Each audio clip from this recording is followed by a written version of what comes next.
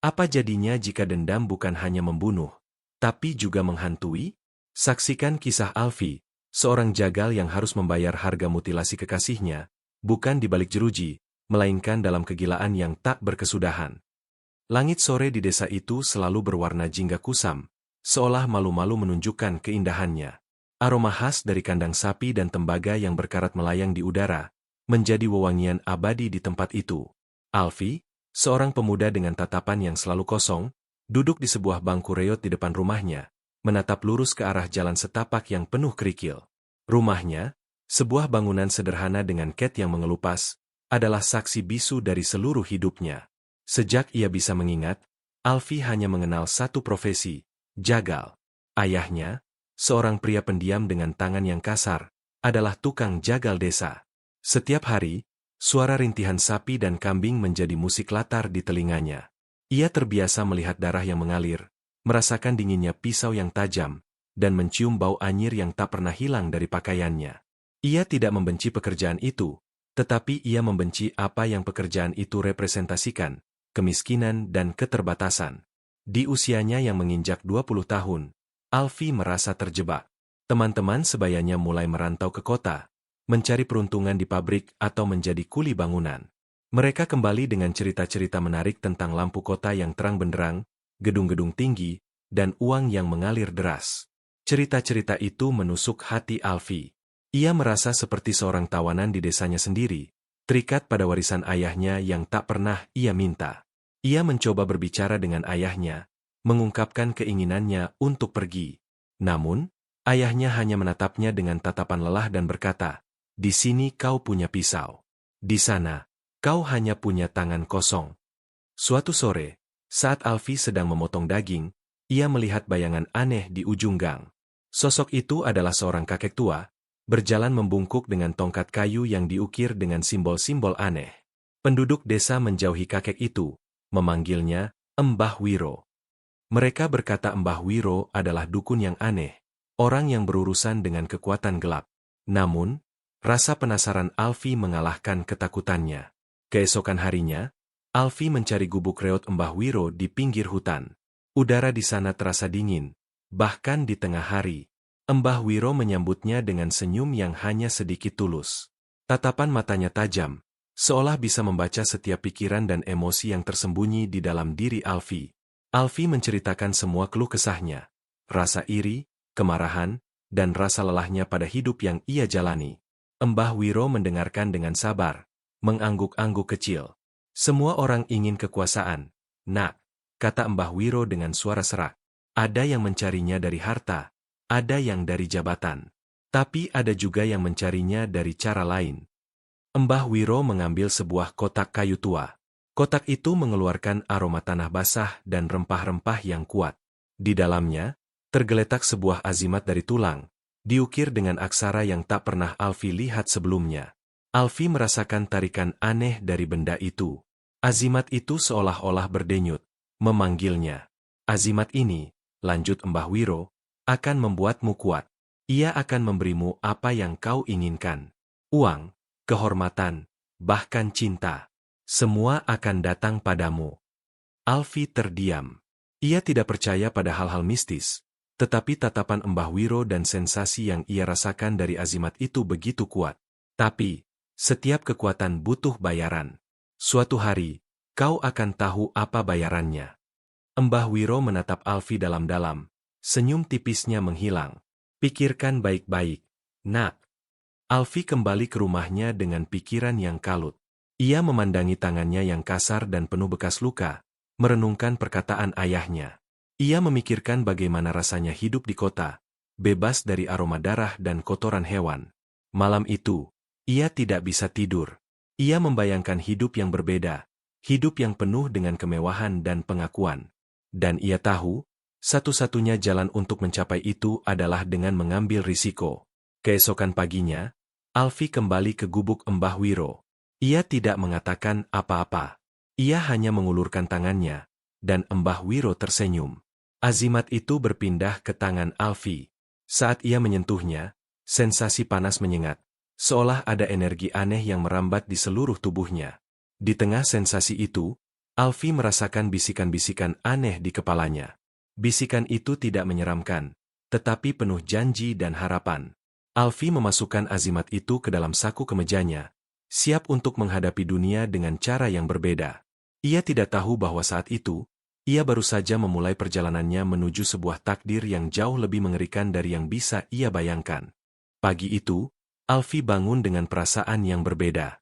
Sensasi panas dari azimat di dalam saku kemejanya masih terasa, seolah menjadi detak jantung kedua yang memompa harapan baru.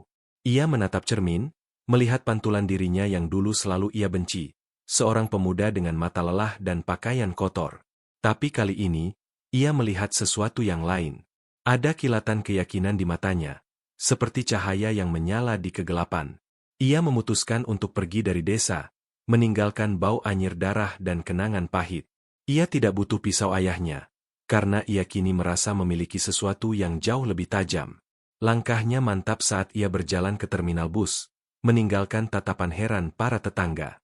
Ayahnya hanya menatapnya dari ambang pintu, tidak mengucapkan sepatah kata pun. Keheningan itu justru membuat Alfie merasa lebih bebas. Di dalam bus yang reyot, ia memejamkan mata dan menggenggam azimatnya erat-erat. Bisikan-bisikan itu kembali terdengar, kali ini lebih jelas, menjanjikan kemudahan dan jalan yang lapang. Setibanya di kota, Alfie tidak merasa canggung. Ia tidak seperti pendatang lain yang terlihat bingung dan ketakutan. Ia berjalan di antara keramaian dengan kepala tegak, seolah kota itu adalah miliknya. Bisikan dari azimat itu membimbingnya, mengarahkan ia ke sebuah tempat di mana ada lowongan pekerjaan. Alfie masuk, melamar, dan tanpa banyak pertanyaan, ia diterima. Pekerjaan itu bukan pekerjaan hebat, hanya menjadi kurir di sebuah perusahaan kecil, tetapi bagi Alfie, itu adalah langkah besar.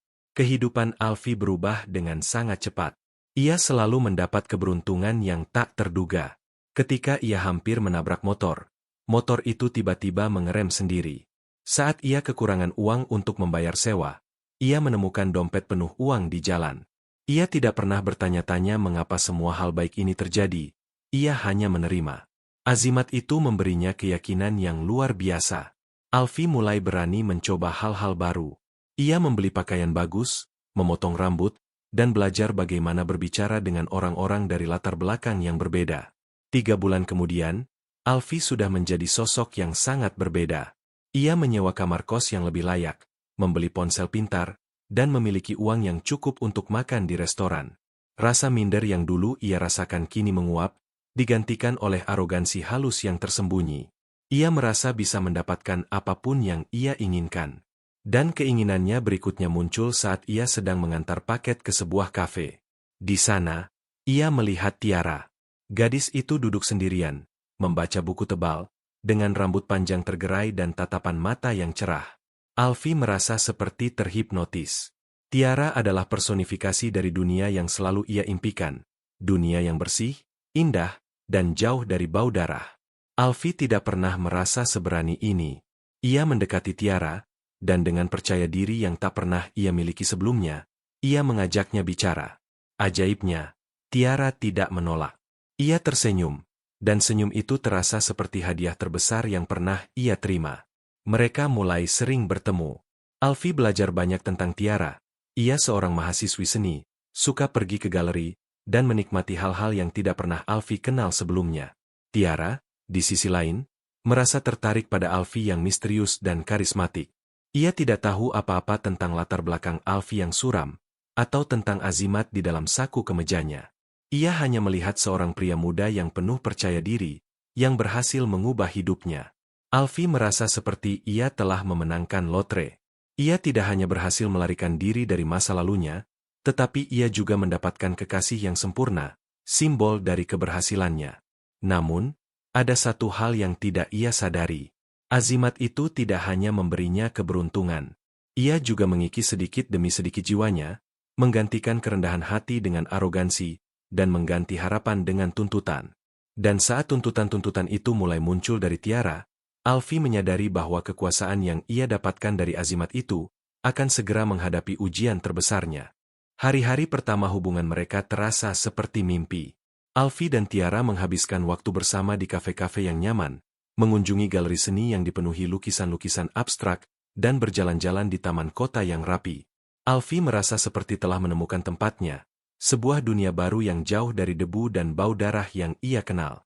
Ia bangga bisa menggandeng Tiara di tempat-tempat seperti itu, merasa bahwa ia akhirnya setara dengan orang-orang yang dulu ia iri. Namun, di balik kebahagiaan itu, ada retakan-retakan kecil yang mulai terlihat. Suatu sore, saat mereka sedang makan malam di sebuah restoran, Tiara mengeluhkan dompetnya yang menipis. "Aku benar-benar butuh tas baru," katanya sambil menghela napas. "Tas yang ini sudah usang, tapi harganya lumayan mahal." Alfie mengangguk. Ia tidak tahu apa-apa tentang tas bermerek, tetapi ia tahu bahwa uangnya, meskipun cukup, tidak bisa membeli semua yang diinginkan Tiara. Selama ini, Alfie selalu bisa memenuhi kebutuhan Tiara, membayarkan makan malam mereka, dan membelikannya hadiah-hadiah kecil. Ia menikmati peran itu, peran sebagai seorang pria yang sukses. Tapi ucapan Tiara malam itu terasa seperti sebuah tuntutan, bukan sekadar keluhan. Saat Alfie pulang, ia merasa gelisah. Ia mengambil Azimat dari dalam sakunya dan meremasnya erat-erat. Bisikan yang selalu menenangkan itu kini terdengar berbeda, lebih keras dan lebih mendesak. "Dia tidak menghargaimu. Dia hanya melihat uangmu." Bisik suara itu, berulang-ulang seperti mantra. Alfie mencoba mengabaikannya, tetapi kata-kata itu terus terngiang di kepalanya. Hari-hari berikutnya, permintaan Tiara menjadi lebih sering. Sepatu baru, jam tangan, hingga ponsel model terbaru. Alfie berusaha memenuhi semuanya, menggunakan uang yang ia kumpulkan dari pekerjaan dan dari keberuntungan-keberuntungan kecil yang selalu ia dapatkan. Setiap kali ia mengeluarkan uang, bisikan dari Azimat itu semakin kuat. "Kau menghamburkan hartamu untuk seseorang yang tidak mengerti pengorbananmu. Mereka hanya memanfaatkanmu." Rasa minder yang dulu pernah ia rasakan, kini kembali, tetapi dalam wujud yang berbeda.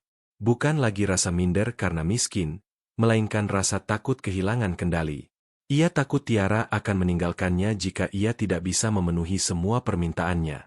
Ia merasa terjebak, berada di antara keinginannya untuk membuat Tiara bahagia dan bisikan dari Azimat yang terus-menerus menanamkan kebencian. Suatu malam, mereka bertengkar. Pertengkaran itu bermula dari hal sepele.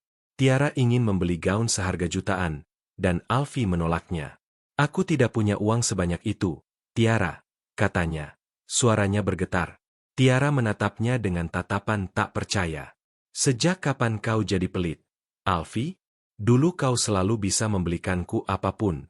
Kata-kata itu terasa seperti tamparan. Wajah Alfie memerah karena marah. Bisikan Azimat meledak di kepalanya seperti bom. "Lihat, dia tidak mencintaimu. Dia hanya mencintai uangmu. Aku sudah memberikan semuanya padamu. Aku bekerja mati-matian, dan kau hanya menuntut." Alfie berteriak. Suaranya serak. "Kau tidak tahu apa-apa tentang hidupku." Tiara terdiam, terkejut dengan amarah Alfie yang meledak-ledak. Ia tidak pernah melihat sisi ini dari Alfie. Pertengkaran itu berakhir dengan Tiara yang menangis, dan Alfie yang membanting pintu. Di dalam kamarnya, Alfie merosot ke lantai, memegangi kepalanya yang terasa sakit. Azimatnya terasa panas, membakar kulit di dadanya.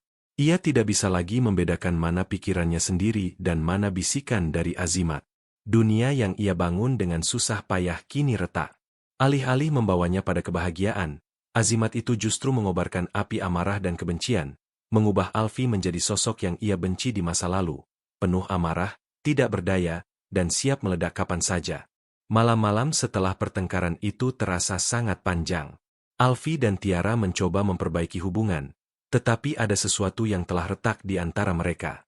Senyuman Tiara tidak lagi sampai ke matanya, dan Alfie selalu merasa tegang setiap kali mereka berbicara. Ia tidak bisa lagi menyingkirkan bisikan-bisikan dari Azimat. Suara itu kini lebih dominan, menjadi narator utama dalam setiap interaksi mereka. Suara itu menginterpretasikan setiap ucapan Tiara sebagai serangan, setiap permintaan sebagai penghinaan. "Dia memanfaatkanmu," bisik suara itu saat Tiara mengirim pesan tentang gaun baru. "Dia hanya melihatmu sebagai mesin uang." Alfie mulai mempercayai bisikan itu sepenuhnya. Ia melihat Tiara bukan lagi sebagai kekasih, melainkan sebagai beban. Setiap kali Tiara mengungkit masalah uang, wajah Alfie mengeras. Kehangatan yang dulu ada kini digantikan oleh kekesalan. Ia merasa seperti ia telah menukar hidupnya dari penjara kemiskinan ke penjara tuntutan, dengan Tiara sebagai sipirnya. Ia merindukan kebebasan yang ia rasakan sesaat setelah ia mendapatkan azimat. Pada suatu malam, saat mereka berada di kamar kos Alfi, suasana terasa sangat dingin. Tiara mencoba mencairkan suasana. "Aku kangen kita yang dulu, Alfi," katanya. Suaranya pelan. "Kenapa kamu berubah?" Alfi terdiam. Ia menatap Tiara, tetapi yang ia lihat adalah bayangan dari tuntutan-tuntutan yang tak ada habisnya. "Kamu yang berubah," jawabnya dingin. "Kamu tidak pernah puas." Tiara menggelengkan kepala. Air matanya mulai mengalir. "Aku cuma ingin kamu, Alfi, bukan uangmu." Kata-kata itu seharusnya menenangkan Alfi, tetapi bisikan dari Azimat itu mengubahnya menjadi provokasi. "Dia berbohong," bisik suara itu. "Dia tahu kau akan goyah jika dia menangis. Dia hanya ingin kau tunduk." Alfi merasa amarahnya kembali memuncak, seperti gunung berapi yang siap meletus. Ia berjalan mondar-mandir di dalam kamar, meremas rambutnya sendiri. Ia tidak bisa lagi menahan tekanan itu. Ia merasa seperti ia akan meledak jika ia tidak melakukan sesuatu. Dan bisikan dari Azimat itu memberikan solusi yang mengerikan. "Ajarkan dia sebuah pelajaran," bisik suara itu. "Tunjukkan siapa yang memegang kendali. Dia perlu tahu seberapa besar kekuatanmu." Alfi menatap pisau di dapur. Pisau yang biasa ia gunakan untuk memotong buah. Namun, dalam pandangannya, pisau itu kini terlihat seperti perkakas yang lebih akrab. Seperti pisau yang biasa ia gunakan di masa kecilnya. Pisau yang bisa memisahkan sesuatu menjadi bagian-bagian yang terpisah. Pikiran itu terasa dingin dan logis. Kekuatan yang ia dapatkan dari Azimat terasa membimbingnya. Ia harus menunjukkan pada Tiara bahwa ia tidak bisa dipermainkan. Ia harus menguasai situasi ini. Tiara, yang melihat perubahan di mata Alfi, merasa takut.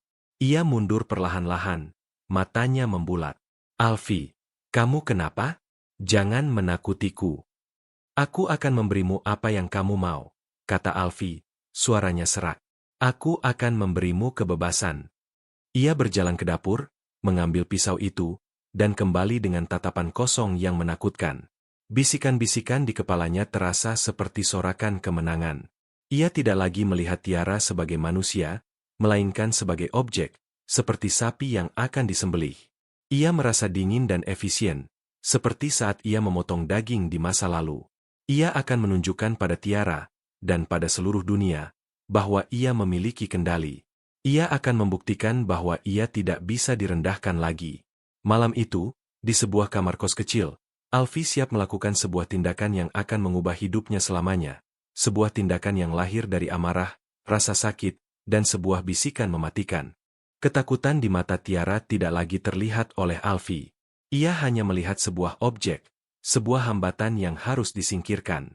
Di tangannya, pisau itu terasa dingin dan familiar, seperti perpanjangan dari lengannya sendiri. Bisikan dari Azimat itu kini menjadi sebuah perintah, sebuah instruksi yang harus ia laksanakan tanpa ragu. Ia mendekati Tiara, yang tubuhnya gemetar ketakutan, dan tanpa kata, ia melancarkan serangannya. Tusukan itu terasa efisien, tepat di leher. Darah menyembur, mewarnai spray putih dengan corak merah pekat. Tubuh Tiara ambruk, suaranya terhenti. Alfi tidak merasakan apa-apa. Tidak ada penyesalan, tidak ada rasa jijik. Ia hanya merasa lega. Bisikan di kepalanya memujinya, mengatakan bahwa ia telah melakukan hal yang benar. "Lihat, Alfi," bisik suara itu. "Kau sudah mengendalikan segalanya. Dia tidak akan pernah lagi menuntut apa-apa darimu." Namun, saat keheningan yang mengerikan merayap masuk, Alfi mulai merasakan sesuatu yang lain. Kengerian. Ia menatap tubuh tak bernyawa di depannya, lalu menatap tangannya yang berlumuran darah. Ia tidak bisa lagi menipu dirinya sendiri. Ia bukan lagi tukang jagal yang memotong hewan. Ia adalah seorang pembunuh. Panik mulai merayap naik, dingin dan tajam seperti pisau yang ia genggam.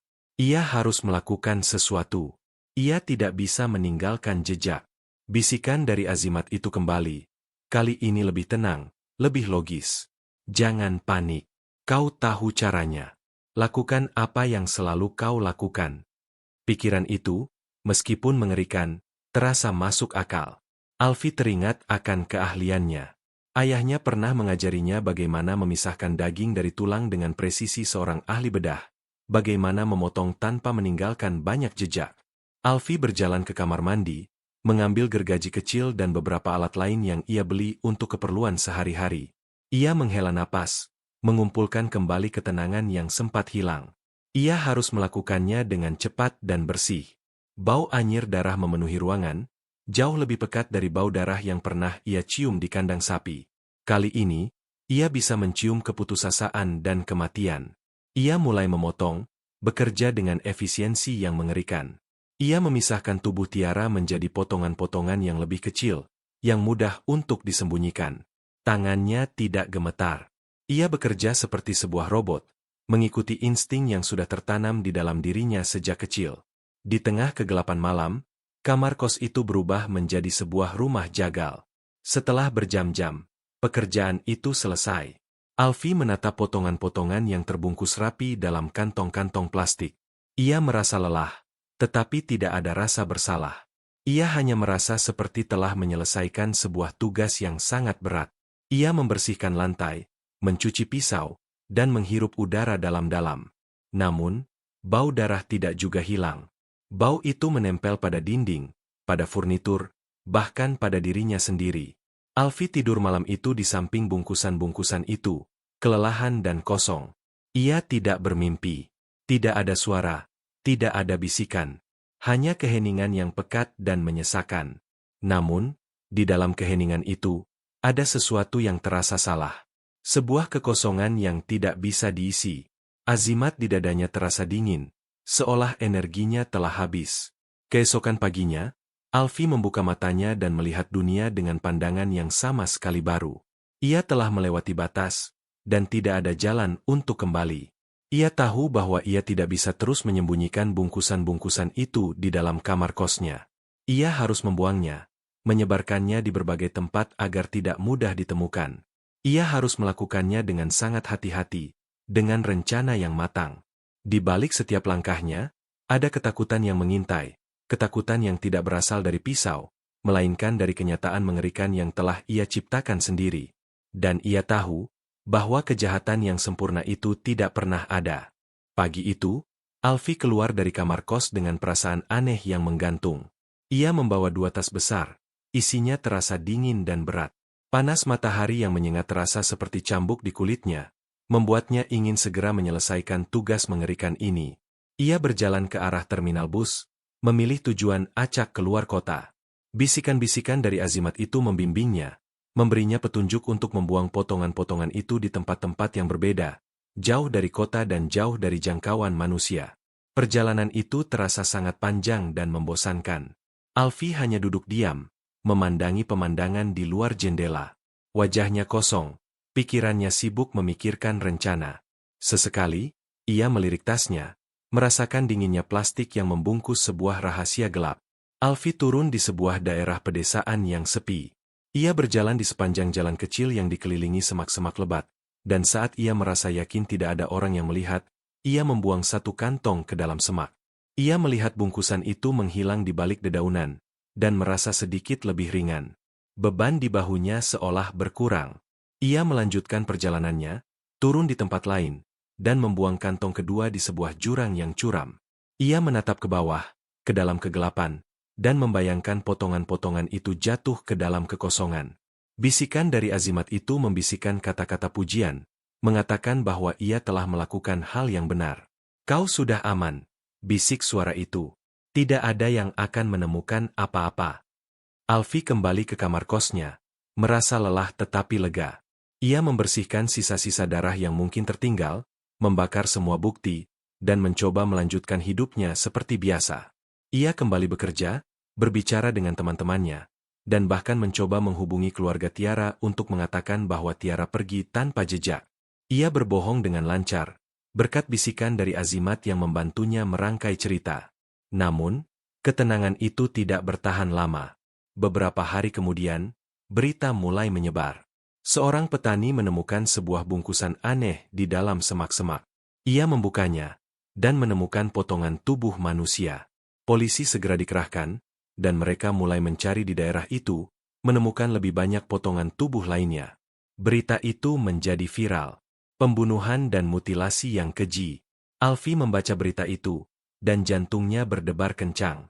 Bisikan dari Azimat itu tidak lagi menenangkan.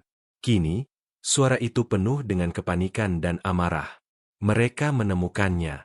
Bodoh, kau tidak menyembunyikannya dengan benar. Alfie mulai dihantui oleh ketakutan yang sesungguhnya. Ia tidak bisa tidur, tidak bisa makan. Setiap kali ia mendengar sirene polisi, ia merasa seperti seluruh dunia akan runtuh. Ia selalu melihat ke belakang, khawatir ada seseorang yang mengikutinya. Ia mematikan ponselnya, tidak berani membaca pesan atau menerima panggilan dari siapapun. Tiba-tiba, ia menyadari sesuatu. Azimat yang selama ini memberinya kekuatan, kini terasa dingin dan tidak berdaya. Bisikan yang membimbingnya kini hanya menyisakan kepanikan. Ia merasa seperti telah ditipu. Azimat itu memberinya kekuatan untuk membunuh, tetapi tidak memberinya perlindungan dari konsekuensinya. Satu malam, saat ia sedang duduk ketakutan di dalam kamarnya, pintu kosnya diketuk dengan keras. Alfie membeku, tidak berani bergerak. Suara dari luar berteriak, "Polisi, buka pintunya!" Alfie merosot ke lantai. Seluruh tubuhnya gemetar. Ia tahu sudah berakhir. Ia sudah tidak bisa lari lagi. Ia memejamkan mata, memegang azimatnya, dan berharap ia bisa kembali ke masa lalu. Kembali ke masa ia hanya seorang jagal desa yang miskin, yang tidak tahu apa-apa tentang kekuatan gelap dan konsekuensinya yang mengerikan. Karena setidaknya saat itu, ia adalah seorang manusia. Kini, ia tidak tahu lagi siapa dirinya. Ia hanya sebuah cangkang kosong yang sedang menunggu untuk ditangkap. Dering bel yang berulang kali diiringi ketukan pintu yang keras membuat Alfie tersentak dari lamunan. Matanya terbelalak, hatinya mencelos. Ia tahu itu bukan tamu biasa. Alfie merangkak ke sudut kamar, memeluk lututnya, berharap suara itu akan pergi. Tetapi, suara di balik pintu semakin lantang. "Buka pintunya, atau kami dobrak." Tangan Alfie gemetar. Ia tidak punya pilihan. Ia berdiri, membuka kunci pintu, dan membiarkan cahaya senter menyorot wajahnya. Dua orang polisi berseragam berdiri di ambang pintu, tatapan mereka dingin dan tajam. "Alfie Maulana?" tanya salah satu polisi. Alfie mengangguk kaku. "Anda ikut kami." Alfie dibawa ke kantor polisi. Di ruang interogasi, bau kopi dingin dan keringat yang menguap dari dinding terasa menyesakan. Polisi yang menginterogasinya tidak berbasa-basi. Mereka meletakkan beberapa foto di atas meja. Foto-foto potongan tubuh yang ditemukan, foto-foto Tiara saat masih hidup, dan foto kamar kos Alfie yang diselidiki. Alfie menatap foto-foto itu tanpa ekspresi, seolah ia sedang melihat gambar-gambar dari film yang tidak ia kenali. Ia tidak merasakan apa-apa. Kebalikan dari kepanikan yang ia rasakan sebelumnya, kini ia hanya merasa kosong. Polisi itu bertanya tentang hubungannya dengan Tiara, tentang keberadaannya beberapa hari terakhir, dan tentang mengapa ia tidak bisa dihubungi. Alfie menjawab semua pertanyaan dengan lancar, dengan tenang. Ia menceritakan kebohongan yang telah ia siapkan, tentang pertengkaran mereka dan bagaimana Tiara pergi tanpa jejak. Polisi itu mendengarkan dengan seksama, tetapi ia tidak bodoh. Ia melihat celah dalam cerita Alfie, melihat ketenangan yang tidak wajar di matanya. "Kami menemukan bekas darah di kamar kos Anda, Alfie. Meskipun sudah dibersihkan, alat forensik kami bisa menemukannya," kata polisi itu, menatap lurus ke mata Alfie. Alfie tidak menjawab. Ia hanya mengalihkan pandangannya, menatap ke dinding. Ia tahu sudah berakhir. Kebohongan yang ia rangkai dengan susah payah telah terbongkar. Bisikan dari Azimat itu kini terdengar seperti suara yang jauh, nyaris tidak terdengar. Azimat itu telah selesai dengan tugasnya. Kini ia sendirian. Setelah beberapa jam, Alfie akhirnya menyerah. Ia tidak berteriak, tidak menangis, dan tidak memohon. Ia hanya mengakui perbuatannya dengan suara serak. "Saya yang melakukannya," katanya pelan. Polisi itu terkejut. Mereka sudah menduga, tetapi pengakuan langsung seperti itu jarang terjadi. Setelah pengakuannya, Alfie dibawa ke sel tahanan. Ia ditempatkan di sebuah sel isolasi, jauh dari narapidana lainnya. Sel itu kecil, sempit, dan gelap. Hanya ada satu ranjang kayu dan sebuah toilet. Bau apak dan lembab memenuhi udara. Alfie duduk di ranjang, memeluk lututnya, dan menatap ke dalam kegelapan. Untuk pertama kalinya dalam waktu yang sangat lama, ia merasa benar-benar sendirian. Tidak ada bisikan, tidak ada arahan, dan tidak ada janji-janji palsu. Ia hanya sendirian dengan pikirannya. Di saat itulah, ia mulai mendengar suara. Awalnya, itu hanya bisikan lembut, seperti suara angin yang melewati celah-celah kecil. Namun, suara itu semakin lama semakin jelas. Itu bukan suara dari Azimat. Itu adalah suara Tiara. Suara yang ia kenal baik, suara tawa yang renyah dan suara bisikan yang menggoda. Kau pikir kau bisa memotongku, Alfie? Bisik suara itu, terdengar di telinganya. Kau hanya memotong daging, bukan jiwaku. Alfie tersentak, menoleh ke sekeliling. Sel itu kosong. Ia berteriak, Tiara, pergilah, pergi. Tetapi suaranya hanya bergema di dalam sel yang kosong. Dan di tengah kegelapan, ia mendengar suara tawa yang menusuk, tawa yang tidak hanya berasal dari Tiara, tetapi dari semua potongan-potongan dirinya yang sekarang tersebar di seluruh dunia. Alfie menyadari bahwa meskipun ia berada di sel isolasi, ia tidak pernah benar-benar sendirian. Hantu dari kejahatannya baru saja memulai balas dendamnya. Sel isolasi itu menjadi panggung bagi mimpi buruk yang paling mengerikan. Malam pertama Alfie mendekam di sana, ia tidak bisa memejamkan mata. Suara tawa Tiara terus bergaung di setiap sudut, terkadang terdengar seperti bisikan yang menenangkan, terkadang seperti tawa cekikikan yang sinis. Alfie menutupi telinganya dengan kedua tangan, memohon agar suara itu berhenti. Namun, ia tahu itu sia-sia. Suara itu tidak berasal dari luar, melainkan dari dalam kepalanya. Lalu, hal itu muncul. Awalnya, itu hanya bayangan samar. Alfie melihat kilatan di sudut matanya, seperti gerakan cepat.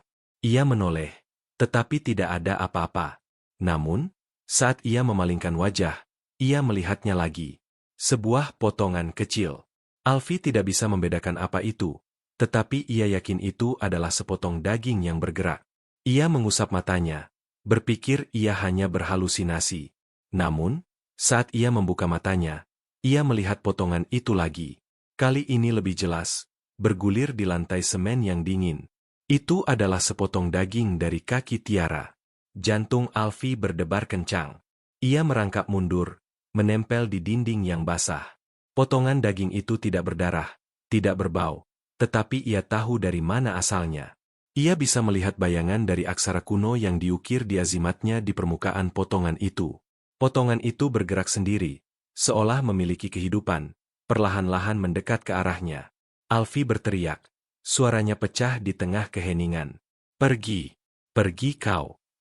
Potongan daging itu tidak berhenti. Itu terus mendekat, dan saat mencapai kakinya, ia melihat potongan itu bergetar. Lalu, dari sudut lain sel, muncul potongan-potongan lain. Sebuah jari merangkak di lantai seperti serangga, sepotong telinga menggelinding di bawah ranjang, dan sepotong rambut melayang di udara, mengikuti angin yang tidak ada. Alfie merasa mual. Ia tidak peduli jika para sipir mendengarnya berteriak. Ia harus keluar dari tempat ini. Namun, saat ia mencoba berdiri, sebuah potongan tangan, yang jari-jarinya telah terpotong, merangkak naik ke kaki celananya, menahannya. Alfie menendang dengan panik, dan potongan itu jatuh. Kau pikir kau bisa lari? Bisik suara Tiara. Kau adalah bagian dariku sekarang, Alfie. Kita tidak akan pernah berpisah. Pikiran Alfie mulai kacau. Ia tidak bisa lagi membedakan mana yang nyata dan mana yang tidak.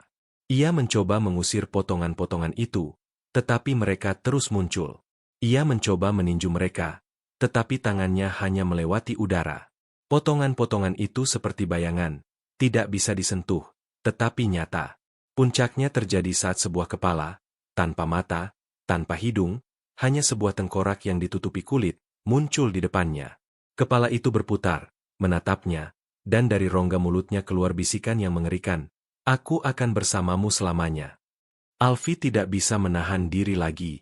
Ia berteriak, menangis, dan merangkak di lantai, mencoba melarikan diri dari hantu yang telah ia ciptakan. Ia menatap ke dalam kegelapan, mencari jalan keluar, tetapi tidak ada. Ia terperangkap di dalam selnya sendiri, dihantui oleh potongan-potongan dari kejahatannya. Malam itu, para sipir mendengar suara-suara aneh dari dalam sel isolasi.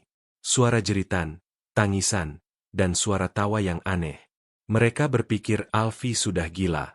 Tetapi di balik pintu baja itu, Alfie tahu ia tidak gila. Ia hanya sedang membayar harga dari perjanjiannya. Dan ia tahu bahwa setiap malam akan menjadi lebih buruk dari malam sebelumnya. Hantu dari korban yang ia bunuh, kini bersemayam di dalam selnya, siap membalas dendam dengan cara yang paling kejam, menghancurkan akal sehatnya, sedikit demi sedikit, hingga tidak ada lagi yang tersisa. Malam-malam di sel isolasi itu menjadi siksaan yang tak berkesudahan bagi Alfie.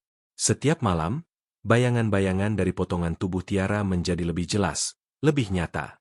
Mereka tidak lagi hanya bergerak di lantai, tetapi mulai merangkak di dinding, melayang di udara, dan bahkan muncul dari dalam toilet yang kotor. Alfie tidak bisa lagi membedakan antara mimpi dan kenyataan. Ia tidak makan, tidak minum, dan tidak tidur. Ia hanya duduk di sudut sel, memeluk lututnya, dan menatap kosong ke depan, menanti munculnya potongan-potongan itu. Para sipir penjara mulai melihatnya sebagai orang gila. Mereka mengintip dari lubang kecil di pintu sel, dan yang mereka lihat hanyalah seorang pria yang kurus dan kotor, berbicara sendiri, berteriak pada hal-hal yang tidak ada, dan sesekali memukul-mukuli kepalanya sendiri. Mereka membawa psikiater, tetapi Alfie tidak mau berbicara. Ia hanya menatap kosong ke depan, bisikan-bisikan dari Tiara menjadi satu-satunya suara yang ia dengar. Kau pikir kau bisa mengurungku, Alfie? Bisik sebuah kepala yang menggelinding di depannya, matanya kosong. Kau hanya mengurung dirimu sendiri. Di penjara ini, akulah sipirnya. Alfie tidak bisa membantah. Ia merasa seperti ia sedang dikendalikan oleh sesuatu yang jauh lebih kuat dari dirinya. Azimat yang ia kenakan kini terasa dingin, seolah energi di dalamnya telah habis. Ia menyadari bahwa perjanjian itu tidak pernah memberikan kekuatan, tetapi hanya memberikan ilusi. Ilusi yang membuatnya membunuh, dan kini ia harus membayar harganya. Suatu hari, seorang sipir mencoba untuk memberinya makanan.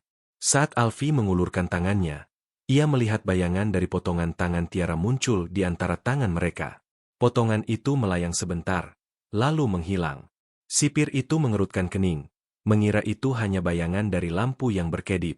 Tapi Alfie tahu, bayangan itu nyata. Mereka selalu ada. Di dalam piringnya, di dalam air minumnya, dan bahkan di balik kelopak matanya saat ia mencoba tidur. Ia mencoba berteriak, meminta bantuan, tetapi yang keluar dari mulutnya hanyalah suara serak. Tolong, bisiknya. Mereka ada di sini. Para sipir hanya menggelengkan kepala, menganggapnya sebagai omong kosong. Mereka meninggalkannya sendirian, menguncinya kembali dalam kegelapan yang penuh dengan kengerian. Alfie menyadari bahwa ia benar-benar sendirian. Tidak ada yang akan menolongnya. Ia harus menghadapi hantu-hantu itu sendirian. Namun, ia tidak tahu bagaimana caranya. Ia mencoba menutup matanya, tetapi di dalam kepalanya, ia bisa melihat potongan-potongan itu melayang di dalam kegelapan, menunggu. Ia mencoba untuk berzikir, tetapi ia hanya bisa mengingat mantra-mantra yang diajarkan Mbah Wiro, mantra-mantra yang kini terasa kosong dan tak berdaya. Ia merasa jiwanya perlahan-lahan dimakan dari dalam, dipecah menjadi kepingan-kepingan kecil, seperti potongan tubuh Tiara. Di tengah malam yang paling gelap, saat Alfie sedang merangkak di lantai, ia melihat bayangan-bayangan itu mulai bergabung. Jari-jari merangkak menuju tangan, sepotong lengan menempel pada bahu, dan sebuah kepala melayang ke atas leher. Mereka menyatukan diri, membentuk sosok yang mengerikan. Tubuh yang tidak utuh, yang bergerak dengan canggung, dengan bagian-bagian yang tidak sinkron. Sosok itu perlahan-lahan berdiri, menatap Alfie dengan tatapan yang kosong. Kau membunuhku, bisik suara itu. Suaranya terdengar seperti pecahan kaca. Tapi sekarang, kau juga akan mati. Sedikit demi sedikit. Seperti yang kau lakukan padaku. Alfie tidak bisa lagi menahan ketakutannya. Ia merangkak ke sudut sel yang paling jauh, memejamkan mata, dan menangis tanpa suara. Ia tahu bahwa ia tidak akan pernah bisa melarikan diri dari hantu yang telah ia ciptakan. Ia tahu bahwa akhir dari kisahnya sudah dekat, dan itu akan menjadi akhir yang jauh lebih tragis daripada yang pernah ia bayangkan. Sebuah akhir yang tidak hanya mengakhiri hidupnya, tetapi juga menghancurkan akal sehatnya. Keesokan harinya, para sipir menemukan Alfie dalam kondisi yang mengenaskan. Ia tergeletak di lantai, tubuhnya bergetar hebat, dan matanya terbelalak, menatap langit-langit seolah ia sedang melihat sesuatu yang mengerikan. Mulutnya mengeluarkan busa, dan suaranya hanya berupa bisikan-bisikan tak jelas. Mereka segera memanggil petugas medis, tetapi mereka tahu, ini bukan masalah fisik. Alfie sudah kehilangan akal sehatnya.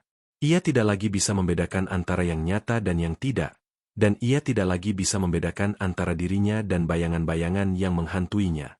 Saat petugas medis mencoba memeriksanya, Alfie meronta-ronta dengan kekuatan yang luar biasa. Ia berteriak, "Pergi, pergi kau. Kalian tidak bisa mengambilnya."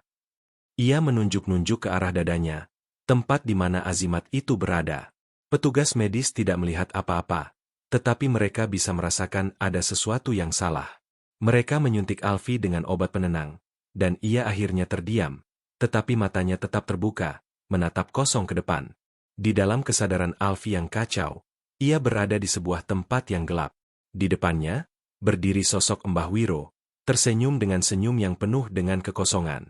"Kau sudah membayar harganya, Alfie," kata Mbah Wiro.